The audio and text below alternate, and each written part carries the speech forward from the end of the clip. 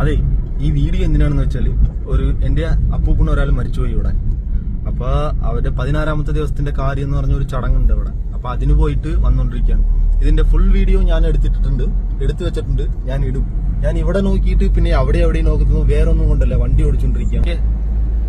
Okay, അതുകൊണ്ടാണ്, വേറൊന്നല്ല.